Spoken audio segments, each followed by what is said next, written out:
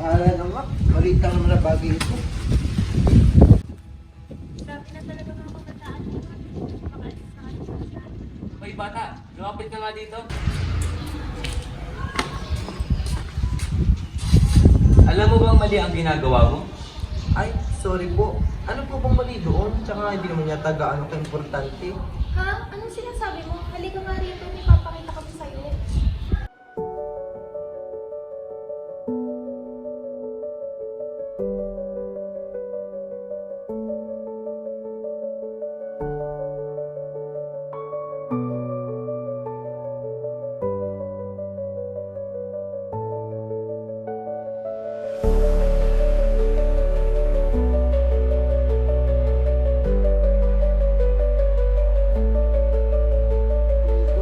Mula dito sa Dagata National High School, EDRRR na yan!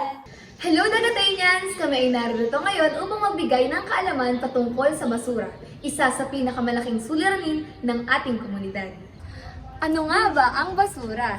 Ang basura ay mga materyales na itinapon o hindi na ginagamit tulad ng plastik, papel, bote at tirang pagkain. Ayon sa mga pag-aaral, mahigit 2.24 milyong tonelada ng basura ang nalilikha sa Pilipinas bawat taon at malaking bahagi nito ay plastic waste. Ano nga ba ang dulot nito sa ating kalikasan?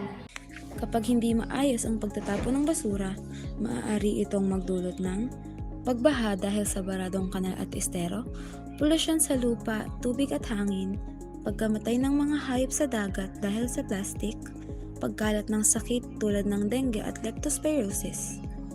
Ayon sa pag-aaral, 80% ng pagbaha sa urban areas ay dulot ng baradong drainage dahil sa basura. Tipunin ang mga basura sa tamang lugar. Piliin ang mga materyales na pwede pang gamitin. I-recycle ito upang maging kapaki-pakinabang na bagay. At paano natin ito maiiwasan? Upang maiwasan ang problemang ito, maaari nating gawin ang reduce, bawasan ang paggamit ng plastic.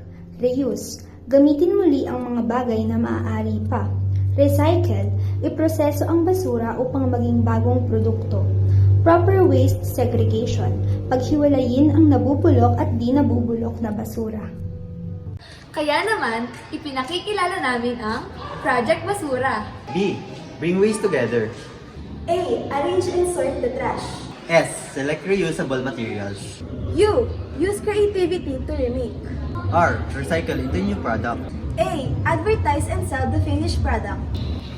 O di ba bata, may kahalagaan ang tamang pagtatapon ng basura. Hindi lang napapangalagaan ang kalikasan, maaari pang kumita mula sa basura. Oo nga po, pasensya na po sa ginawa ko. Simula po ngayon, babawi ako at hihikayatin ko pa ang ibang kabataan na makilahok sa Project Basura upang mapangalagaan ang ating kalikasan. Ang kalinisan ay responsibilidad ng bawat isa. Sama-sama nating pangalagaan ang kalikasan. Ang basura ay kayamanan